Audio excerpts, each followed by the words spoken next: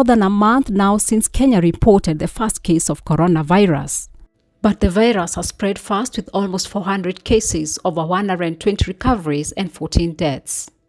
Despite the dangers posed by the virus, trafficked victims remain exposed as social distancing, staying home, washing hands or wearing masks is next to impossible.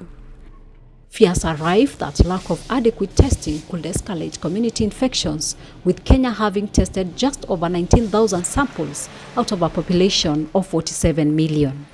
Capital FM embarked on a mission to check on the plight of trafficked beggars living with disabilities.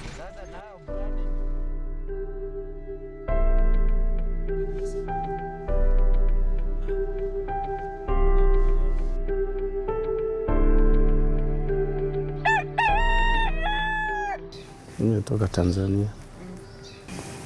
Mimi kuja tu, mama yangu alikuja, bado mimi mchanga. Sasa maisha yanishinda, sasa nikaona sasa mimi bado mtoto yatima, sijui baba nani. Enda nahangaika vile. Sasa saizi kutoka hivi unaenda wapi? Saizi nitaka tu niende Jamaica kule. Unaenda kufanya nini Jamaica? Kutafuta pesa tu ya kula hata leo. Kwa sababu ugonjwa umeingia na mimi sijajua si mapato, kwa sababu mimi napata hela ya kula tu.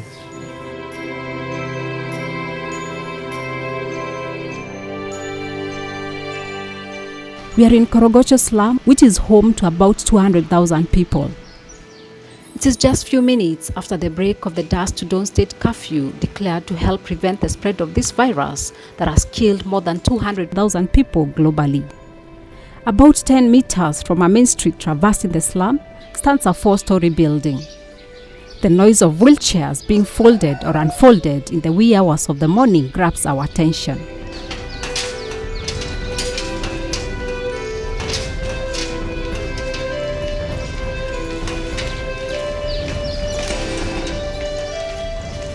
Mumbani. Naona hiyo walemavu. Kwa hizo business ziko chini. Kutoka past block mpaka juu kule. Walemavu hakuna mtu. Na ni watu wako na mdosi wao. Na lakini huku Kenya si lazima pia wakuwe na connection. Hakuna Mkenya ako na hizo kitu.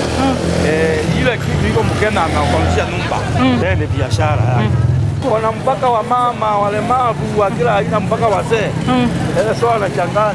Sasa watoto hapo ndio wamejaa. Hata ukisimama hapo utaona wanakuja na tubaizia wanakuja. Kingpin ni ule ameleta walemavu, yeye anakuwa yeye ndio anawalea.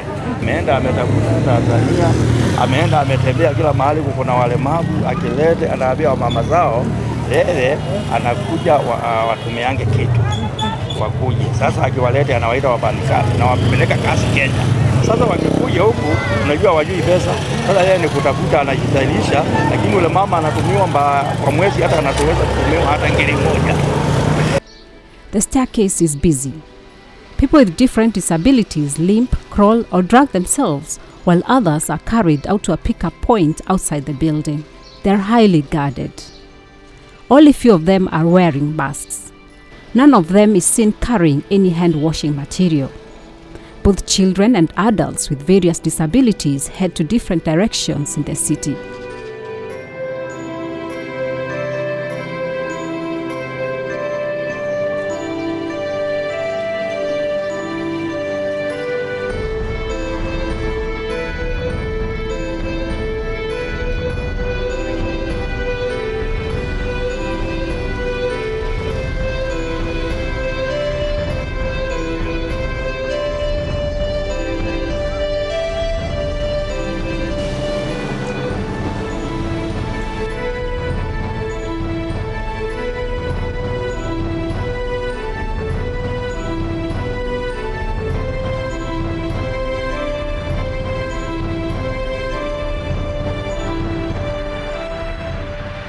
At a different building still in Korogocho, we meet Rafiki, not his real name, a Tanzanian who has been in Kenya for 5 years.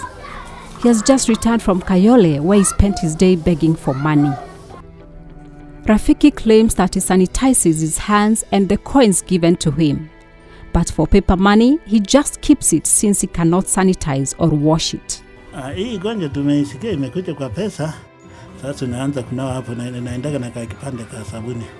Ukiona unakaa sana muda, maana itakuwa kwa kikombe unanawa.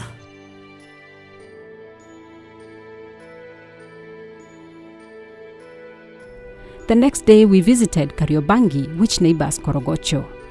We meet 21-year-old Baraka, who left Tanzania for Kenya about 2 months ago. He does not have a mask on or a hand-washing material. Crippled since birth, Baraka cannot stand or walk on his own. He drags himself using the support of his hands. Sasa huyo mtu juu amewasaidia mkakuja hapa Kenya, huwa mnashukuru aje? Mnampatia pesa ngapi hivi? 200 au 300. Kata na 100 au yeye. It is baffling that Baraka, who is of age, came to Kenya without any travel documents or identification card. He shares a single room with 3 other Tanzanians also living with various disabilities, and they all depend on begging.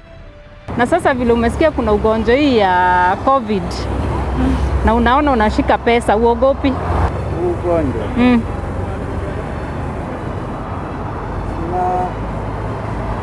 Naenda kwenye hospitali. A report by East Africa Monitor indicates that Kenya is one of Africa's top destinations for beggars and points fingers at cartels that turn them into money-making assets. The report further indicates that the human trafficking web preys on beggars with visual, mental or physical disabilities from neighboring countries which include Tanzania, the Democratic Republic of Congo, Eritrea, Ethiopia, Uganda, Somalia and Burundi. Most of them are lured with promises of eking a living through government-sponsored programs and special jobs which do not exist for illegal immigrants. The victims are dispatched to strategic locations in major towns to beg for money, but most of the proceeds go to the cartels.